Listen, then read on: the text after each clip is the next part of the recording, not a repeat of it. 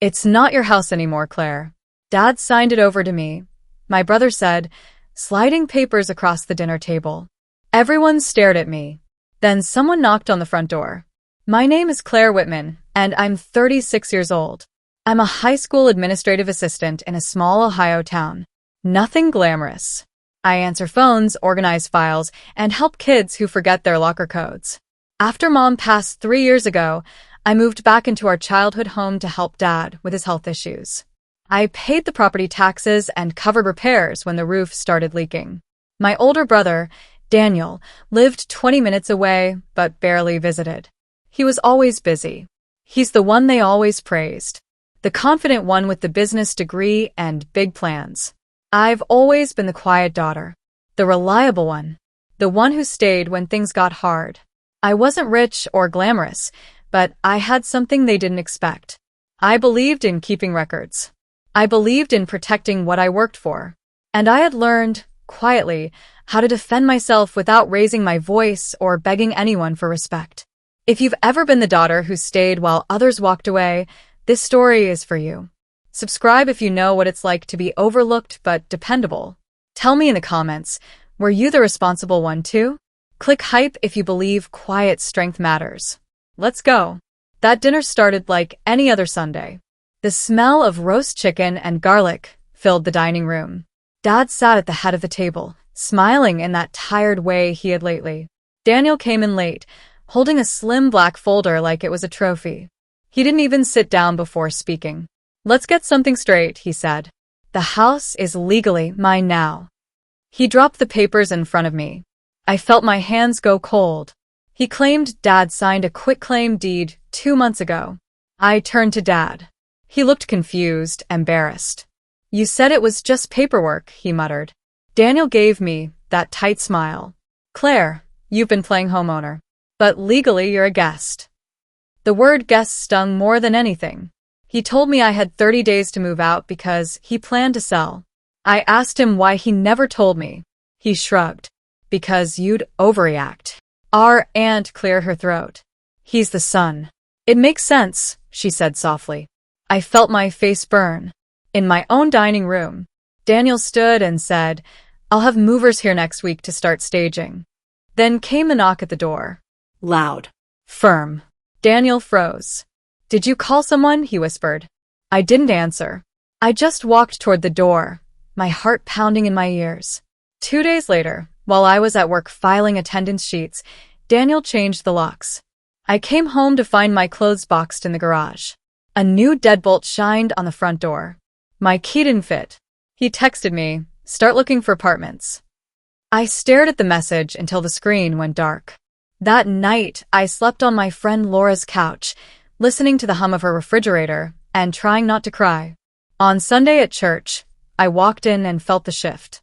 Conversation stopped. Daniel stood near the entrance telling neighbors he had rescued Dad from financial manipulation.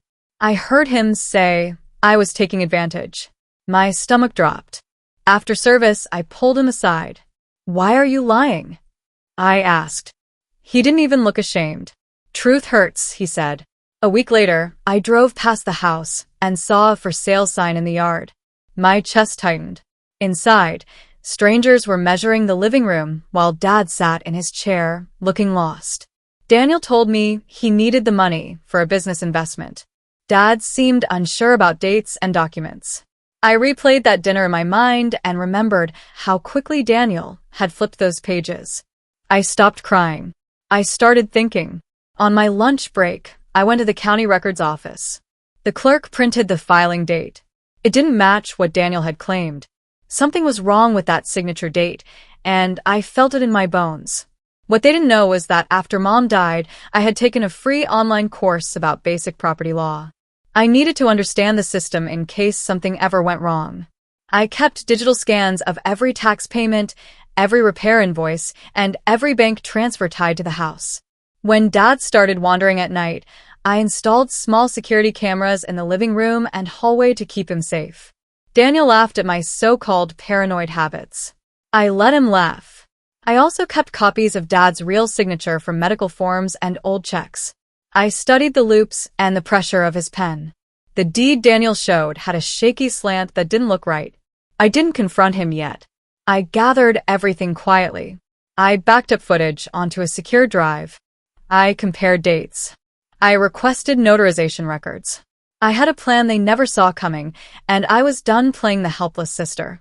I called Mr. Henderson, the lawyer who handled Mom's will years ago. His office always smelled like old books and dust. He listened while I laid out the copies in neat stacks. He adjusted his glasses and frowned. "This doesn't look right," he said. He explained that if Dad signed under confusion or if the notarization was faulty, the deed could be challenged. Meanwhile, Daniel grew bolder. He scheduled open house photos and told neighbors the sale was a done deal. Dad called me one evening asking why strangers were measuring the hallway. I swallowed my anger and told him I was working on it. Mr. Henderson requested official records from the county about the notary listed on the deed. The notary had no clear memory of witnessing Dad sign anything. That detail changed everything. Daniel announced a family meeting at a law office to finalize the sale. He sounded confident on the phone. "Time to wrap this up," he said. He truly believed he had already won. The meeting took place in a small conference room with a ticking wall clock that echoed in the silence. Daniel arrived first, with printed listing offers spread neatly on the table. I walked in with Mr. Henderson by my side. Daniel smirked. "You brought backup?" he said. Mr. Henderson calmly asked for the original deed. Daniel handed it over. The lawyer examined the notarization stamp and pointed out irregular details. He then placed side-by-side signature comparisons in front of Dad. "Take your time," he said gently. Dad leaned forward. "That's not how I write my D," he whispered. Daniel shifted in his seat. I opened my laptop and played footage from the living room camera. On the screen, Daniel stood over Dad, holding papers. Dad asked, "Is this about insurance?" Daniel replied, "Yeah, just sign." The room went still. The clock kept ticking. Mr. Henderson spoke firmly. "Coercion and falsified notarization can lead to criminal charges." Daniel's face drained of color. "Claire, we can fix this privately," he said. His voice shook. I met his eyes. "You told me I was just a guest," I said. Mr. Henderson declared the deed legally contestable and likely invalid. The realtor who had been waiting outside stepped in briefly, heard the conclusion, and withdrew her involvement. Daniel finally understood. The house was never his. And now everyone knew what he had tried to do. The fraudulent deed was voided within weeks. The locks were changed again, this time legally and with paperwork I understood fully. Daniel stopped coming to family gatherings. When he did call, it was short and stiff. One evening, Dad stood with me in the kitchen while I washed dishes. "I'm sorry," he said quietly. I dried my hands and hugged him. "It wasn't your fault," I told him. I set up stronger legal protections and added a medical advocate clause to keep him safe. I no longer felt small walking through that front door. Daniel underestimated the quiet daughter who kept records. I didn't scream.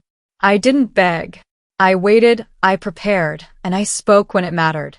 Sometimes the calm voice in the room carries the most weight. If someone in your family ever tried to take something that was rightfully yours, you know how heavy that feels.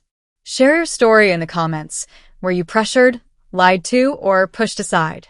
Subscribe if you believe standing up calmly is still standing up strong. Click hype to help this story reach others who need it. Your story has power.